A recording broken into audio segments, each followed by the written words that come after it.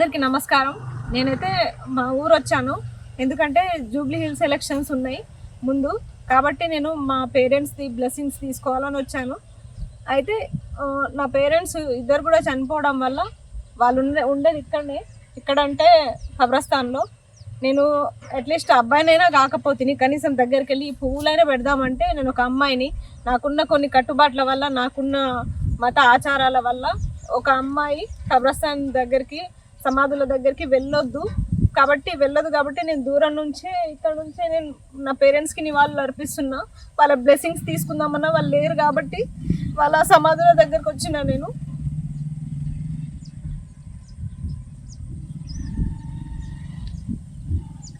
కనీసము వాళ్ళకి ఇష్టమైన ఫ్లవర్స్ అయినా వాళ్ళకి సమర్పిద్దామంటే నేను అమ్మాయిని పోవద్దంటారు. ఒకవేళ నేను ఈ కట్టుబాట్లను దాటిపోయినా సరే, ఇప్పుడు ఉన్న వాళ్ళంతా, ఈ వీడియో చూసే వాళ్ళంతా ఏమంటారంటే అట్లా పోయింది అమ్మాయి, పోవద్దు కదా, సమాధుల దగ్గరికి పోవద్దు కదా, కబ్రస్థాన్కి వెళ్ళొద్దు కదా అంటారు. మరి నేనేం చేయను? నేను అమ్మాయినే పుట్టినా, నా పేరెంట్స్కి కనీసం ఒక పువ్వు కూడా సమర్పించలేని పరిస్థితుల్లో నేను ఉన్నానా? నాకు అది బాధ అనిపిస్తుంది. మరి నేను బ్లెస్సింగ్స్ ఎట్లా తీసుకోవాలి నా పేరెంట్స్ తోటి? నాకు అర్థం కావట్లేదు. అయినా సరే ఇక్కడ దూరం నుంచి నా పేరెంట్స్ బ్లెస్సింగ్స్ నేను తీసుకుందామని వచ్చిన. కాబట్టి చూడండి, నాకు నిజంగానే పేరెంట్స్ ఎవరు లేరు. అందరూ బూటక మాటలు అనుకుంటారు. ఎందుకంటే బీఆర్ఎస్ పంపించిరు, బీజేపీ పంపించిరు, అంత పేడ్ ఆర్టిస్టులు అది అంటారు. దయచేసి నమ్మకండి. నిజంగానే ఒక పల్లెటూరు వాతావరణం నుంచి, పల్లెటూరు నుంచే నేను వచ్చిన. ఒక ఉద్యోగం కొట్టుకోవాలన్న ఆశయంతో నేను హైదరాబాద్ వచ్చిన. కానీ అక్కడ పరిస్థితులంతా మారిపోయి నన్ను నిజంగా నేను నోటిఫికేషన్లు రాకపోతే రాజకీయంగా పోటీ చేస్తా అనే స్థాయికి కథ వచ్చింది. అది అట్లా దేవుడు అట్లా దారి చూపించిండేమో. అందుకే ఇప్పుడు November 11కి ఎలక్షన్స్ ఉన్నాయి. కాబట్టి November 11 అంటే 1 month కూడా టైం లేదు. అందుకే నా పేరెంట్స్ బతికున్నా లేకపోయినా ఖచ్చితంగా మన పేరెంట్సే మనకి మొదటి గురువులు, మొదటి దైవం మన పేరెంట్సే. కాబట్టి వాళ్ళ బ్లెస్సింగ్స్ కోసమే నేను మా ఊరు వచ్చిన. కానీ అందరు అంటా ఉన్నారు, మరి ఎవరు లేరు కదా, ఎందుకు వెళ్ళినావు అని. ఎందుకు? వాళ్ళు కట్టించిన ఏదో పడిపోయే స్థాయిలో ఉన్న ఇల్లు ఉంది, ఆ ఇంటి కోసం వచ్చిన. అలాగే ఇంట్లో చూసి ఏదైతే అదైంది. ఎవరు తిట్టినా పర్లేదు, నన్ను తప్పుగా అర్థం చేసుకున్నా పర్లేదు, నేను కట్టుబాట్లను ఏం దాటట్లేదు. దూరం నుంచే నా తల్లిదండ్రులకి నివాళులు అర్పిద్దామని ఇటు వచ్చిన. ఈ ఫ్లవర్స్ నేను దగ్గరికి వెళ్ళి పెట్టలేని పరిస్థితి. మీరు ఒప్పుకోరు, మత పెద్దలు ఒప్పుకోరు. అయినా సరే నేను దూరం నుంచి నా ఒక దువా రూపంలో చదివేసి నేను నా పేరెంట్స్కి దువా సమర్పించి కల్మాలు చదివేసి ఇక్కడ నుంచి వెళ్ళిపోదామని వచ్చిన. కాకపోతే వాళ్ళ బ్లెస్సింగ్స్ నాకు ఖచ్చితంగా నా మీద ఉంటాయని చెప్పేసి నేను ఆశిస్తున్నా. అలాగే చూడండి, జూబ్లీ హిల్స్ ప్రజలైనా, నిరుద్యోగులైనా, నేను అబద్ధం చెప్పట్లేదు. నిజంగానే నా పేరెంట్స్ చనిపోయారు. వాళ్ళు చనిపోయి కూడా కొన్ని సంవత్సరాలు అవుతుంది. ఇప్పుడు కాదు, అప్పుడు కాదు. అందుకే నాకు ఈ ఊరికి రావడం కూడా ఇష్టం ఉండదు.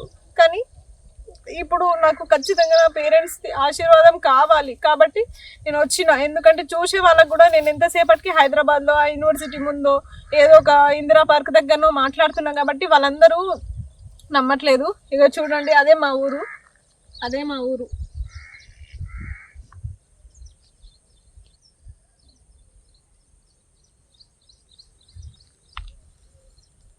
మా ఊరు, తిరుమలాపూర్ మా ఊరు. ఇక్కడ కబ్రస్థాన్ ఉంది. అక్కడ నుంచి ఇక్కడికి వచ్చి ఫస్ట్ ఇక్కడ దిగేసి నేను నా తల్లిదండ్రుల ఆశీర్వాదం కోసం నేను ఇక్కడికి వచ్చిన. నా తల్లిదండ్రుల ఆశీర్వాదం, దీవెనలు నాపై ఎప్పుడు ఉంటాయని నేను నమ్ముతా ఖచ్చితంగా. ఈ టైంలో వాళ్ళు ఉంటే బాగుండేది, కానీ నా దురదృష్టం వాళ్ళు లేకపోవడము.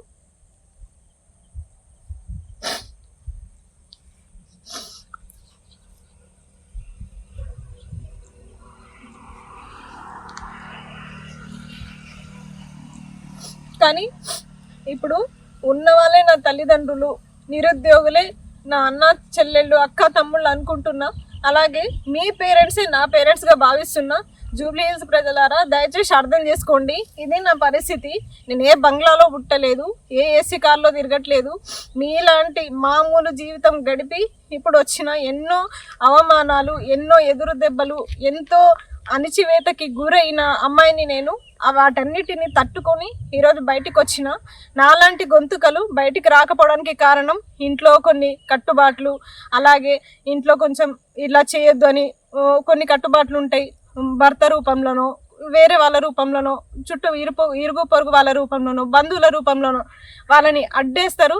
కానీ నేను అవన్నీ దాటుకొని మరి నా చదువును ముందుకు సాగించుకున్నా. అలాగే ఏ అర్హతలు చూసినా నేను దానికి అన్నిట్లో నేను క్వాలిఫైడే.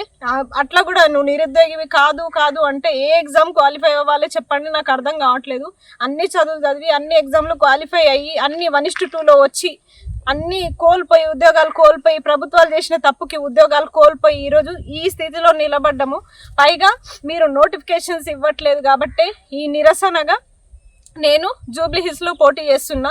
దయచేసి అందరూ కూడా చూడండి, నన్ను ఆశీర్వదిస్తారని చెప్పేసి నేను కోరుకుంటున్నా. నేను నిజంగా ఇదైతే నాటకం కాదు కదా, కావాలంటే వచ్చి చూసుకోండి. మా ఊరు తిరుమలాపూర్, మహబూబ్ నగర్లో వచ్చి చూసుకోండి. నేను అబద్ధం చెప్తున్నా అంటే ఒకసారి మీరు అందరు కూడా గమనించండి దయచేసి. నా తల్లిదండ్రుల మీద నేను ప్రమాణం చేసి చెప్తున్నాను, మీకు అందరికీ ఖచ్చితంగా ఉద్యోగాలు వచ్చేలాగా. అలాగే నేను పడుతున్న ఇబ్బంది ఏ ఆడపిల్ల పడకుండా, నా తల్లిదండ్రుల్లాగా మీ తల్లిదండ్రులు నా తల్లిదండ్రులు అనుకొని వాళ్ళకు కూడా ఎలాంటి ఇబ్బందులు కలగకుండా నేను ఉంటా, మీకు వేళలా మీకు తోడుంటా అని చెప్పేసి నేను ప్రమాణం చేస్తున్నాను. నా తల్లిదండ్రులకు సాక్షిగా నేను చెప్తున్నాను. ఎందుకంటే ఇంట్లో కుటుంబం లేకపోతే ఆ బాధ ఎట్లుంటుందో నాకు తెలుసు. ప్రత్యక్షంగా నేను అనుభవిస్తున్నా. నా చెల్లె నాకంటే చిన్నది, కానీ తనతో నేను ఎప్పుడు కూడా నేను చెప్పుకోలే ఇది నాకు ఇట్లా అనిపిస్తుంది అట్లా అనిపిస్తుంది. ఎందుకంటే నేనే బాధపడితే నా చెల్లె ఇంకా బాధపడుతుంది కాబట్టి ఎప్పుడు కూడా తన ముందర నేను వ్యక్తపరచను అన్నట్టు. అందుకే ఈరోజు అసలు నాకు ఇష్టం ఉండదు. ఎప్పుడైతే మా అమ్మ చనిపోయిందో, ఫస్ట్ మా నాన్న చనిపోయారు, తర్వాత మా అమ్మ చనిపోయింది. అమ్మ చనిపోయిన తర్వాత నాకు ఊర్లో కానీ ఆ ఇంట్లో కానీ ఒక్క క్షణం ఉండబుద్ధి కాలేదు. మొత్తం జ్ఞాపకాలతోనే సతమ్మతం అయిపోయి అసలు నేను తేరుకోలేకపోయినా. సరే, నాకంటూ ఒక ఆయుధం ఉందంటే చదువుకొని నేను ఒక జాబ్ కొట్టుకోవాలని చెప్పేసి ఆ లక్ష్యంతోనే నేను హైదరాబాద్ వచ్చిన, నిజం చెప్పాలంటే. కానీ పరిస్థితుల రీత్యా నేను కూడా ఇప్పుడు నామినేషన్ వేయదలుచుకున్నాను. జూబ్లీ హిల్స్లో ఖచ్చితంగా వేస్తాను. దయచేసి జూబ్లీ హిల్స్ ప్రజలారా, అలాగే నా మత పెద్దలారా, అలాగే నా మతానికి సంబంధించిన జూబ్లీ హిల్స్ ప్రజలకి, అలాగే తెలుగు ప్రజలకి, అసలు ఈ మతం ఆ మతం అని కాకుండా అందరినీ నేను వేడుకుంటున్నా. నీ బిడ్డ లాంటి దాన్ని దయచేసి నన్ను ఆశీర్వదించి మీ ఓట్లు, అమూల్యమైన ఓట్లు నాకు వేసి గెలిపిస్తారని చెప్పేసి నేను కోరుకుంటున్నా. చూడండి, ఇది మా ఫ్యామిలీ ఫోటో. కానీ ఈ ఫ్యామిలీ ఫోటో మేమందరం కలిసి దిగింది కాదు. ఇక్కడ శరీరాలు వేరే వాళ్ళవి, ఫేసులు మాత్రం మా పేరెంట్స్వి. వాళ్ళవి జస్ట్ వేరే వేరే దగ్గర వేరే వాళ్ళ, మా మామయ్య వాళ్ళ దాంట్లో గ్రూప్ ఫొటోస్ ఉంటే అవి దింపుకొని వాళ్ళ మొహాలు తీసి వీళ్ళ శరీరాలకు పెట్టి మేము ఇక ఫ్యామిలీ ఫోటో లాగా క్రియేట్ చేసుకున్నాము. మాకంత అదృష్టం లేకపోయింది ఫ్యామిలీ ఫోటో దిగడానికి కూడా. మా చిన్నతనంలోనే మా నాన్న చనిపోవడము, 2007లోనే మా నాన్న చనిపోయారు, మా అమ్మ 2019లో చనిపోయారు. ఇట్లా వీళ్ళిద్దరూ ఒకరి తర్వాత ఒకరు ఇట్లా అవ్వడం వల్ల మేము చిన్నగా ఉన్నాం. ఫస్ట్ చిన్న వయసులోనే మా నాన్న చనిపోయేసరికి మేము అసలు ఇలా గ్రూప్ ఫోటో ఇలాంటివి మాకు ఐడియానే లేదా అసలు అప్పుడు. ఇంకా మా నాన్న 2007లో రంజాన్ పండుగ రోజే మా నాన్న చనిపోయారు.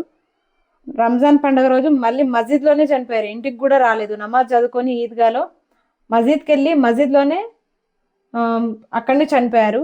మేము చిన్నగా ఉన్నాం కాబట్టి, నేను 6th క్లాస్ ఉన్నప్పుడు, మా చెల్లె 3rd క్లాస్ ఉంది. ఇద్దరం వెళ్ళి చూసేసరికి మా నాన్న చనిపోయారు. చివరి చూపు మేమే చూసుకున్నాము. మా చేతుల్లోనే ప్రాణం పోయింది. మా అమ్మ ఈ ఇల్లు కట్టేటప్పుడు వాటర్ పోసే క్రమంలో ఏమైందంటే, ఈ కింద స్లాబ్ కింద సిమెంట్ ఉంటుంది కదా, ఆ సిమెంట్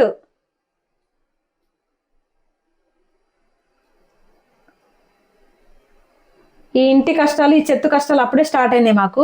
ఆ సిమెంట్ స్లాబ్ వేసేటప్పుడేమో, చెత్త వేసేటప్పుడేమో సపోర్ట్ కట్టే జారడము, దానివల్ల మా బ్యాడ్లకు చెత్త కూడా ఖరాబ్ అయిపోయింది. అలాగే ఈ చెత్త కట్టిన తర్వాత కూడా వాటర్ పోసేటప్పుడు మా అమ్మ, మేము స్కూల్కి వెళ్ళినాం, మేమిద్దరం కూడా స్కూల్కి వెళ్ళినాము. వెళ్ళిన తర్వాత మా అమ్మ వాటర్ పోద్దామని చెప్పేసి ఇంట్లోకి వచ్చింది. ఈ చెత్త కింద ఉండే సిమెంట్ మొత్తము మా అమ్మ తలపైన పడడం వల్ల మేము వచ్చే వరకు కూడా రక్తపు మడుగుల్లో మా అమ్మ కొట్టుమిట్ట ఆడుతుంది. మేము చిన్న వయసు అప్పుడు, 2007 అంటే మేము 6th క్లాస్, మా చెల్లె 3rd క్లాస్. అప్పుడు వచ్చేసరికి రక్తపు మడుగుల్లో కొట్టుమిట్ట ఆడుతుంది.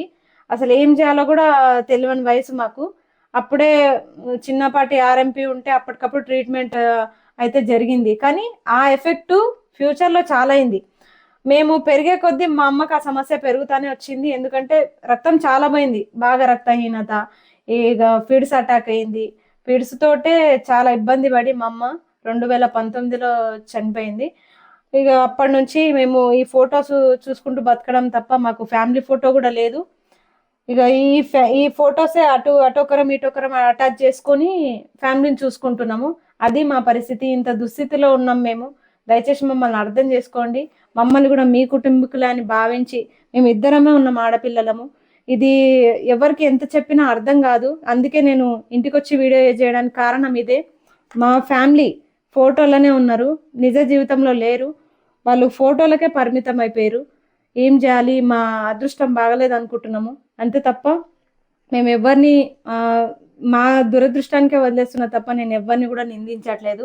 మా అదృష్టం బాగాలేక నా తల్లిదండ్రులతో ఇంకొంతకాలం గడిపే సమయం ఆ దేవుడు నాకు ఇవ్వలేదని అనుకుంటున్నా. ఇది నా దురదృష్టంగా భావిస్తున్నా. నా తల్లిదండ్రుల్ని నేను చాలా మిస్ అవుతున్నా. ఇప్పుడు వాళ్ళు ఉంటే ఎంత సంతోషించేటోళ్ళో. ఎందుకంటే పిల్లల ఎదుగుదల తల్లిదండ్రులకు చూడాలని ఉంటుంది. వాళ్ళు అది కల్లారా చూసుకోకుండానే వెళ్ళిపోయారు. కానీ వాళ్ళు లేకపోయినా వాళ్ళ పేరు నిలబెట్టే ప్రయత్నం అయితే నేను చేస్తా ఖచ్చితంగా. ఆల్ ది బెస్ట్ టాపీ. Thank you so much. Thank you brother. మా చెల్లె ఫస్ట్ ఇక ఇంటి నుంచి తనే విజ్ చేస్తుంది నాకు. ఆల్ ది బెస్ట్ టాపీ Jubilee Hills MLA. Thank you so much. అంటే తను అంతకంటే ఎక్కువ కూడా మాట్లాడలేదు అన్నట్టు. అసలు నేనే ఇంట్లో వాగుడుకాయని ఎక్కువ నేనే వాగుడుకాయని. ఇక తను నేను పోటీ చేస్తున్నా కాబట్టి నాకు ఇంటి నుంచే ఫస్ట్ విషెస్ కావాలి, ఫస్ట్ దీవెన ఇంటి నుంచే కావాలి. కాబట్టి ఇంకా అమ్మైనా నాన్నైనా నాకు నా చెల్లెనే కాబట్టి తను ఫస్ట్ విషెస్ నాకు చెప్తుంది ఆల్ ది బెస్ట్ అని చెప్పి. Thank you so much. మా అక్కకు మీరందరూ సపోర్ట్ చేయాలని మనస్ఫూర్తిగా కోరుకుంటున్నాను. తను మా తాత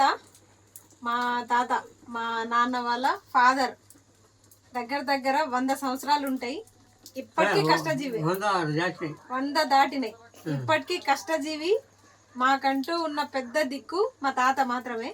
మా తాత దేవుడే దిక్కు.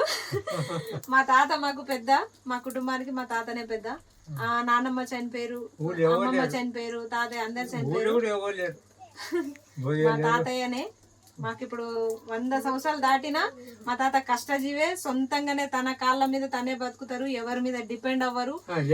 ఇప్పటిదాకా తనే తన తిండి తనే సంపాదించుకుంటారు. అందుకే నాకు కూడా మా తాత పోలికలే, పింఛన్ మీద బతుకుతున్నారట. నాకు కూడా మా తాత పోలికలే వచ్చినాయి. అట్లా సొంతంగా బతకడమే అలవాటు అయిపోయింది. ఇగో మా తాతని చూపిస్తున్నా అందరికి, చూడండి. ఈరోజు మా తాత బ్లెస్సింగ్స్ కోసం వచ్చిన. జూబ్లీ హిల్స్ లో పోటీ చేస్తున్నా కాబట్టి మా తాత బ్లెస్సింగ్స్ నాకు ఎప్పుడు ఉంటాయి. అందుకే పెద్ద మనిషి కాబట్టి ఉన్న ఏకైక పెద్ద మనిషి మా తాతయ్యనే. అందుకే ఇంటికి వచ్చి మా తాతయ్య దగ్గర నేను బ్లెస్సింగ్ తీసుకుంటున్నా.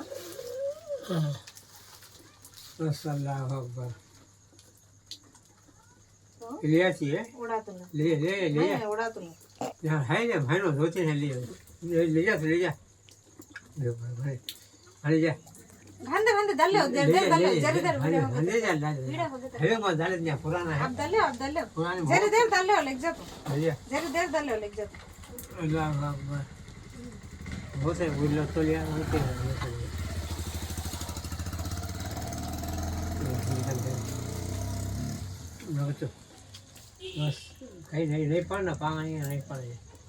अब है तुम्हें पढ़े में अच्छा। सुहान अल्लाह दुआ करो। दुआ रोज करते करो, उसमें हमें शेख हुसैन को हमें दाल सहारा कदम में तुम्हारी दुआ को बढ़िया को भूले घूटे को सबको पहुंचता है। मत देवो क्या बोलते हैं, भैरू मत देवो। भैरू ले नहीं तुम्हें देवो मैं उन भैरू से भैरू आया भैरू कौन दे दो वो शेख हुसैन दुआ पर अच्छा रखो, इसमें रखो बिस्किट। बिस्मिल्लाह अल्लाह अकबर। वो खुरान भी लिया छोटी लिया जादू कर लग गया होगा मैं पहुंचा कर लिया।